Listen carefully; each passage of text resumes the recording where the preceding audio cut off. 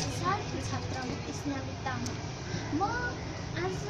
मलाई आज हजुरहरूको अगाडि केही जरुरी इम्पोर्टेन्ट कुराहरू इन्फर्मेसनहरू दिनको लागि हजुरहरूको अगाडि म आएकी छु।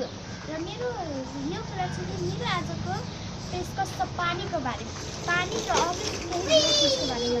हाम्रो विश्वमा 100% पानीमा जम्मा 3% पानी खान लायक छ। नत्र भए 97% पानीहरू खानको लायक छैन। 97% पानीहरू किन खानको लायक छैन भन्दाखेरि जति 97% पानी छ त्यो सबैमा नुनिलो हुन्छ।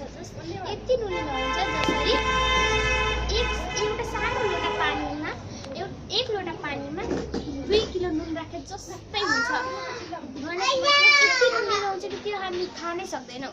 र हाम्रो देशमा नेपालमा पनि पानीको स्रोतको दोस्रोमा पर्दछ। जसमा पनि यहाँ 6000 भन्दा पनि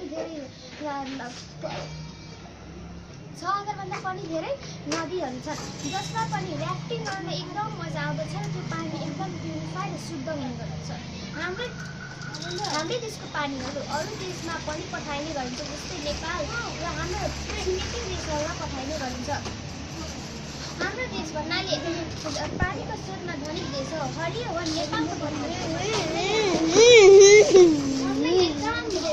विकसित देश हो। थाहा छ हामी पानीको बिना हाम्रो पानीमाथि भर पर्छ। यदि हामीले दिनमा धेरै पानी 2 लिटर पानी खायौँ भने हामी बाँच्नको हाम्रो शरीरमा पानीको कमी हुन्छ र हामी पेटमा पत्थर बन्न पुग्छ। त्यसै गरी पानीको महत्त्व तपाईँहरूले सम्झिनुहुन्छ कि हामीले मान्छे यति नुनिलो पानी के माछाले खान सक्छन्, माछा त सधैँ त्यहीँभित्र बस्छन् भन्नेको कुरा त त्यो कुरा त हुँदै होइन। किनभने माछाको जस्तो पानीमा नै बाँच्न सक्छन्, किनभने उनीहरूको घर नै पानी हो। त्यसैले उनीहरू पानीमा बस्न सक्छन्। र पानीको यस्तै गरी धेरै महत्त्वहरू छन्। र हामीले जता पाए त्यतै पानी गरी खाने गर्छौँ, पानीहरू वेस्ट गर्ने गर्छौँ। हामीले यस्तो पानी कहिले पनि वेस्ट गर्नु हुँदैन। भन्नुको अर्थात् हामीले पानी जहिले पनि जोगाउनुपर्छ। मान्छेहरूले घरमा छतबाट या फिर आफ्नो धारा बेसिनको लिकेज भइरहेको छ भने पनि ठिक गराउँदैनन्। बुँद गर्दै कति हजारौँ कति लिटरौँ पानीहरू